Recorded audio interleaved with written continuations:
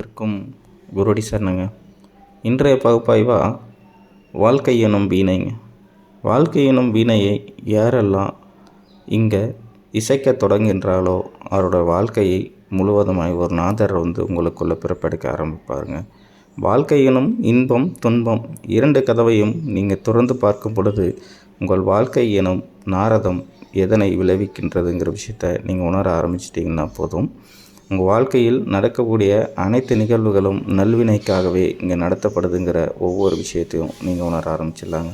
நவஸ்வரங்கள் உங்களுக்குள் வீற்றெடுக்கும் பொழுது கூட வாழ்க்கை எனும் தத்துவத்தின் மெய்ஞானத்தை யாரெல்லாம் இங்கே உணர ஆரம்பிக்கிறீங்களோ அவங்களுக்குள்ள மட்டும்தான் அலைக்கடல் போல வந்தமையும் ஆர்ப்பரிக்கும் வெள்ளம் எதனால் இயற்றப்படுதுங்கிற ஒரு விஷயத்த நீங்கள் உட்கலந்த ஜோதியாக உங்களுக்குள்ளே நீங்கள் உணர ஆரம்பிச்சிடலாங்க.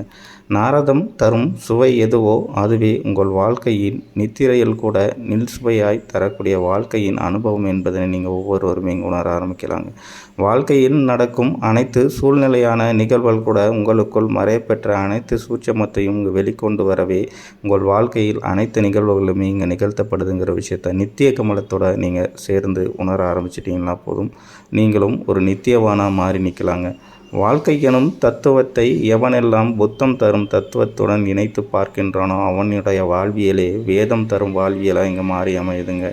வேதத்தின் மறுபெயர் எது என்பதனை அவன் உணர ஆரம்பிக்கும் பொழுது வேதமே எனது வாழ்வியலில் அனுபவமாய் மாறி நிற்க அனுபவம் எனும் மெய்த்திரை யாருக்கெல்லாம் திறக்கப்படுதோ ஒவ்வொருவருக்குள்ளும் இங்கே ஆத்ம ஞானம் எனும் பரிசுத்தமான மெய்ப்பொருள் இங்கே ஒவ்வொருவருக்குள்ளும் வெளிப்படுங்கிற விஷயத்தை ஒவ்வொருவருமே இங்கே உணர ஆரம்பிக்கலாங்க. அனைவருக்கும் குருவடி சரணங்க.